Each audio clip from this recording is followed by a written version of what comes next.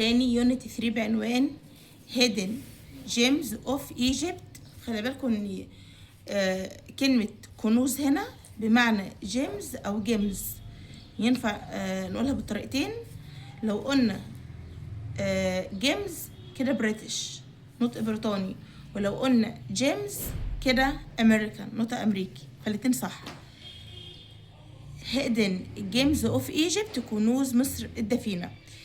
lesson 1 بعنوان the enchanting تونة الجبل، يعني تونة الجبل الجذاب. دفن burial عالم آثار archaeologist مومياء مامي. اكتشاف discovery غرفة أو حجرة chamber سر غامض أو لغز mystery جذاب أو فاتن enchanting غامض أو سري mysterious محفوظ أو محنط preserved باحث researcher تراث heritage نقوش أو منحوتات carvings كلمات أخرى other words قبر أو مقبرة tomb متحف museum قديم أو أثري ancient تحت الأرض underground ممر corridor مشهد scene يوناني جريك اسلوب او تراث ستايل لا ينسى unforgettable محنط mummified فني artistic شيء او غرض object بما في ذلك او متضمنا including خاصة especially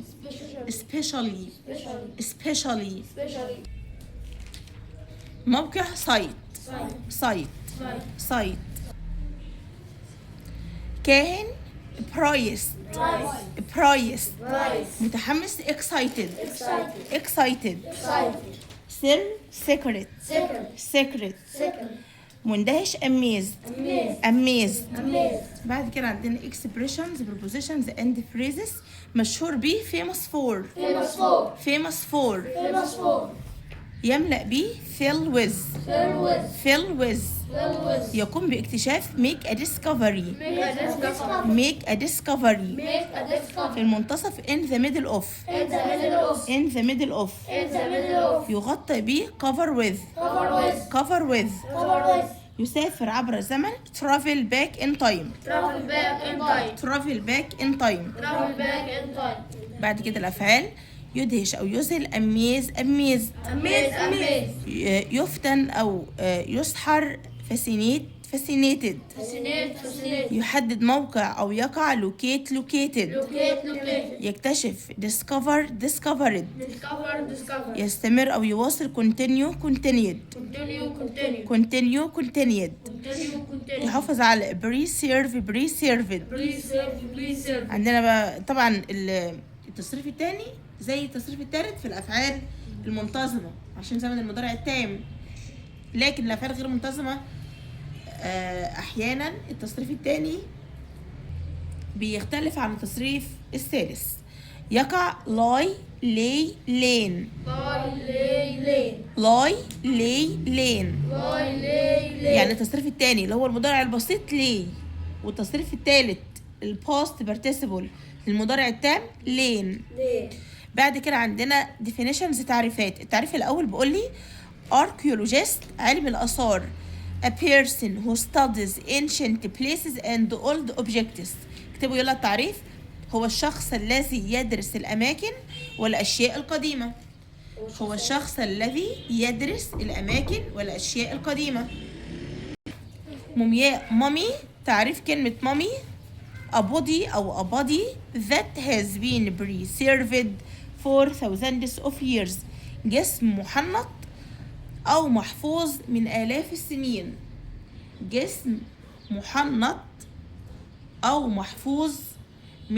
السنين. بعد كده عندنا chamber اللي هي غرفة أو حجرة. بيقول لي a special room inside a tomb، غرفة مميزة أو خاصة بداخل مقبرة. غرفة مميزة أو خاصة بداخل مقبرة.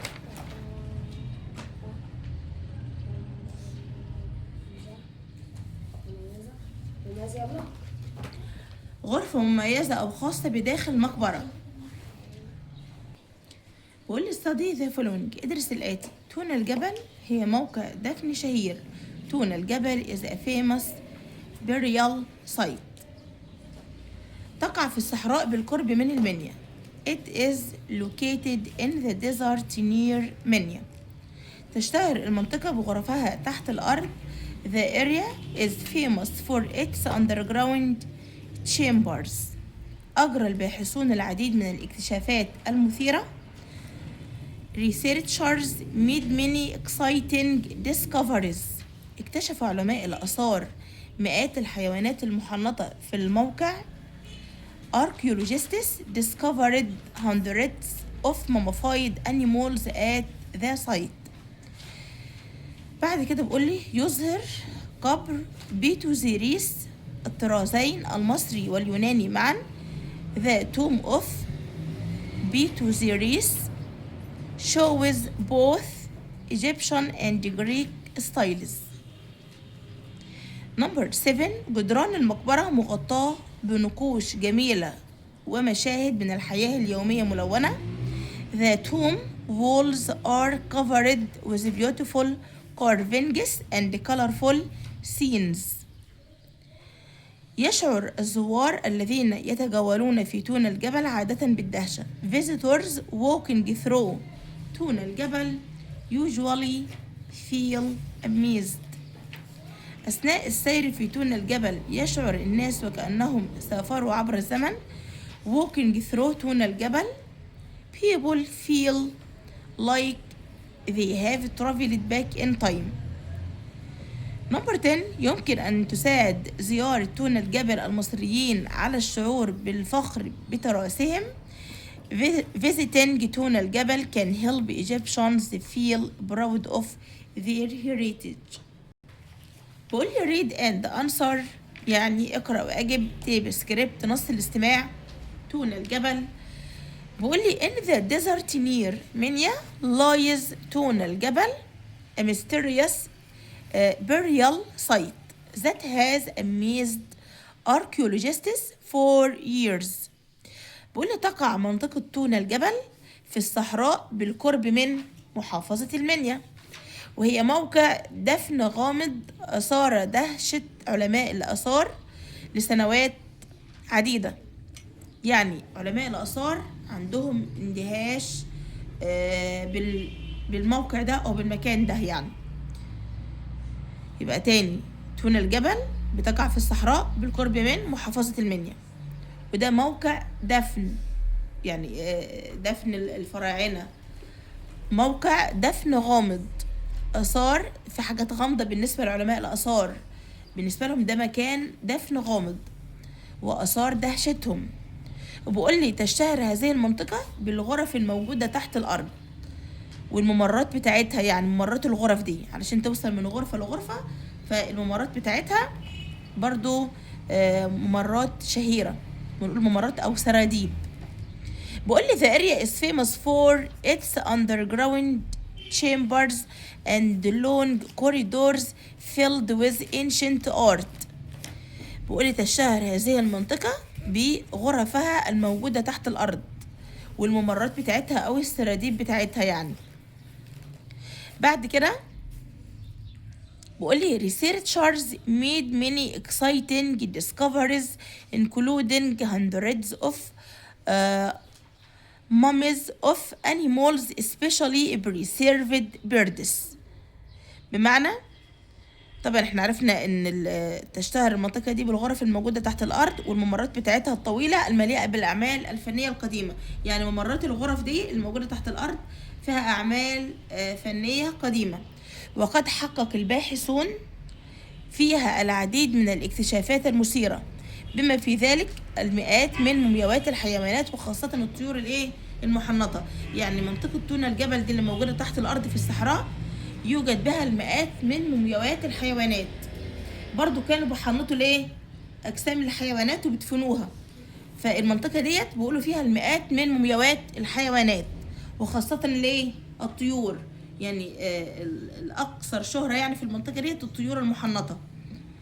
بعد كده بيقول لي in the middle of the site stands the tomb، بمعنى يتوسط الموقع مقبرة. يعني في وسط الموقع ده اللي هو تونا الجبل في الوسط يوجد ايه؟ مقبرة. of بيتو زيريس، مقبرة لمين؟ لبيتو زيريس a high priest who lived more than 2000 years ago. بيتو زيريس دي عبارة عن كاهن. عبارة عن ايه؟ كاهن. بقول عاش اكتر من 2000 عام. ده كاهن مشهور ووجدوا له مقبرة في منتصف تونا الجبل، والكاهن ده الشخص ده يعني عاش اكتر من 2000 عام. بعد كده بقول لي his tomb، المقبرة بتاعته يعني his tomb walls are covered with beautiful carvings and colorful scenes that show both Egyptian and Greek styles. بقول ان جدران المقبرة بتاعت الكاهن ده اللي هو بيتو زيريس مغطاه بنقوش رائعة. الحوائط بتاعت المقبرة بتاعته يعني عليها نقوش ايه؟ رائعة، ومشاهد ملونة عليها، مشاهد رسمين مشاهد عليها يعني. والمشاهد ديت بتمزج بين الطرازين المصري واليوناني، يعني مشاهد مصرية ومشاهد ايه؟ يونانية، بتمزج ما بين الطرازين. بعد كده the mystery of how ancient Egyptians created such wonderful tombs and preserved animals continues to fascinate visitors. ولا يزال اللغز الكامن وراء كيفية إنشاء المصريين القدماء لمثل هذه المقابر المذهلة وتحنيط الحيوانات يثير إعجاب الزوار. يعني كل الزوار اللي بتروح تشوف المقابر اللي زي كده او الاماكن الاثريه اللي زي كده بقى عندها ايه؟ عندها ذهول. هم الفراعنه عملوا كده ازاي؟ بنوا المقابر دي ازاي؟ عملوا النقوش اللي لسه موجوده العين دلوقتي بالرونق بتاعها ده ازاي؟ فن التحنيط بالنسبه برضو للناس دلوقتي ده سر غامض. هم كانوا بيحنطوا اجسامهم ازاي علشان يحافظوا عليها. يعني هم كانوا بيحنطوا اجسام الحيوانات ازاي؟ كانوا بيعملوا التراث بتاعهم ده ازاي؟ النقوش اللي موجوده على الحوائط. فالحاجات دي كلها تعتبر ايه؟ تعتبر لغز للناس يعني، ودي حاجات مذهله بتصير اعجاب الزوار، تثير اعجابهم يعني، بتخليهم مندهشين. اخر جزئيه معانا بعد كده بقول لي walking through تونا الجبل. عند التجول او المشي يعني او السير في أرجاء تونا الجبل people feel like they have traveled back in time. يشعر الزائر وكأنه عاد بالزمن إلى الوراء، بحس إن هو إيه؟ من أيام الفراعنة يعني. وأنت ماشي في المكان ده كده بتتذكر أيام الفراعنة وكأنك عايش من أيام الإيه؟ الفراعنة. The quiet desert, the carvings and the smell of history make the place unforgettable. Seeing these ancient burial chambers and mummies helps every Egyptian feel proud of their country's rich heritage. بقول إن هدوء الصحراء والنقوش الأثرية وعمق التاريخ يجعلون من زيارة هذا المكان تجربة لا تنسى. يعني اللي بيروح يزور المكان ده بدأ إنه فاكره على طول من شدة إعجابه بالمكان ده أو من الحاجات اللي هو بيشوفها فيه. يعني إن رؤية غرف الدفن القديمة، الغرف بتاعة الدفن سواء الفراعنة بيشوفوا الحاجات المحنطة، طيور محنطة وحيوانات محنطة، إن رؤية غرف الدفن القديمة والمومياوات هذه تبعث في نفس كل مصري شعورا بالفخر بالتراث الغني لبلاده. بحيث ان ده ايه، بيشعروا بالفخر وان ده ايه، تراث غني جدا لبلدنا مصر يعني.